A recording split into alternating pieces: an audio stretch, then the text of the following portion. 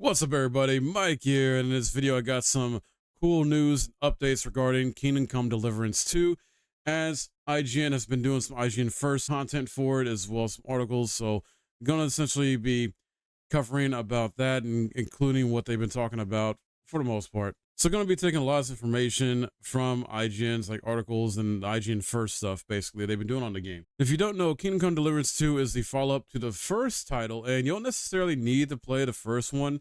Devs are trying to have it be where it's like kind of easy entry and stuff like that and kind of lower the barrier a bit in that sense. But it is the follow-up to the first game with one of the most in-depth skill-based, historically inspired melee combat systems ever in an RPG world. In the first game, it's an uphill battle just to become competent with the combat systems, things like that. Whereas in part two, the main character you play as, since he's learned from the first game and going through that story, he's actually better equipped now. There's better combat systems and it feels a bit more natural.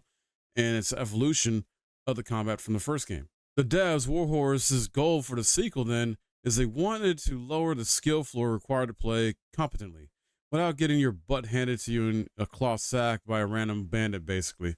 But also raise the skill ceiling required to take on the very most unforgiving optional challenges within the game. In terms of the story, Henry, the main character, was a complete nobody in the first game, but by the time the sequel begins, he's been an inspiring swordsman for quite a while now. So it would make sense for him to be like, still struggling against poorly trained opponents, for example.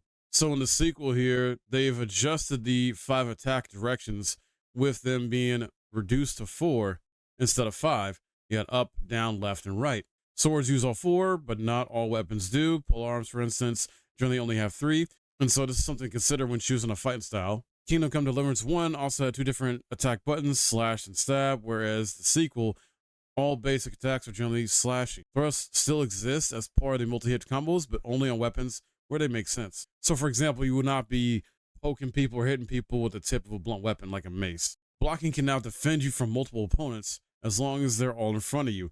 And then the parry system feels a bit more intuitive and forgiving. Of course, aiming your parries correctly still matters, but more so against tougher enemies. And even in that case, you'll mostly be punished for blocking in the opposite direction of their attack rather than any direction that wasn't the correct one. So you just have to avoid getting it completely wrong, basically.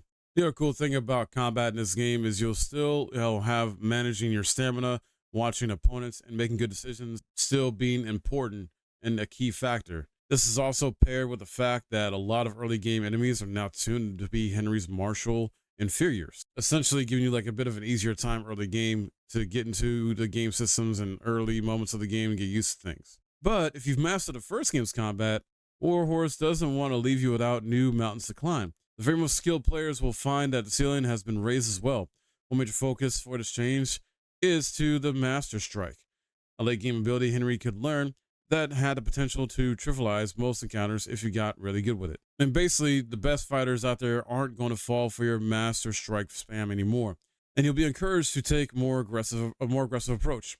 Rather than sitting back and waiting for your opponent to make a mistake, you'll also need to focus more on varying up your moves and using all the tools available to you. And the range of tools have been expanded. So you got new additions like the crossbow and guns. But keep in mind, this is medieval times, 1403. So this isn't like super sophisticated type of stuff, or this isn't like, World War II even type stuff. These are very primitive guns that take forever to reload and aren't accurate at all beyond a few paces. But point, the right direction and close enough range, they'll do some serious damage. And apparently they have a psychological impact too. So enemies in Kingdom Come Deliverance 2 will decide if it's still worth fighting based on how the fight's going and how tough they think they are. If you take out the captain with a loud boom and a flash of fire, his underlings might just head for the hills. And while the sword is still the most versatile weapon, the new combo system gives you more reasons to use other melee weapons as well. An example of this is how maces have some unique combos that can target joints or unarmored areas on a target. For those of the sneakier persuasion and like to be stealthy, well, stealth kills have also been improved. With the first game, it was basically a dice roll comparing your stats to the stats of your target to see if an assassination would be successful. And that definitely would be frustrating. But in part 2, it's been changed to being time-based instead.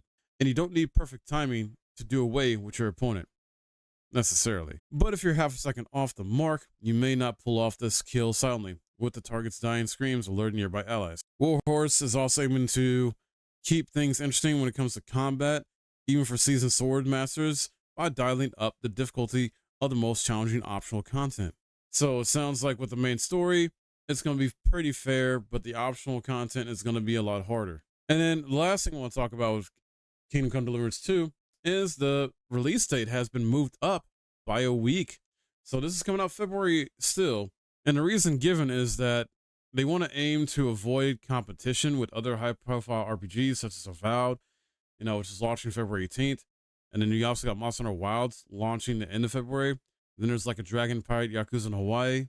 So now Kingdom Come Deliverance 2 launches on February 4th, 2025 on PS5, Xbox Series X and S, and PC. All in all, this sounds really good news, and it definitely is showing that the devs have learned from the first game and are trying to make the sequel a much better game overall, from combat to even the main story content and optional content, and just evolve things as that should be done in sequels usually.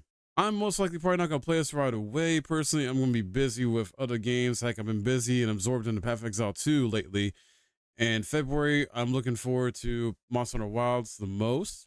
And I'm also going to be dipping into Assassin's Creed Shadows there. So I still got to play the first game when it comes to Kingdom Come Deliverance as well. And I got the first game. But yeah, definitely want to play through that before I play the part 2 and see how that is from a narrative standpoint, if nothing else. But let me know your thoughts on this, guys. Comment below. What do you think about this? Are you excited about the combat? Excited about Kingdom Come Deliverance 2? The release date being moved up? Love to hear from you guys. If you enjoyed this video and found it helpful, please hit that like, subscribe if you're new. My name's Mike. Thanks for watching.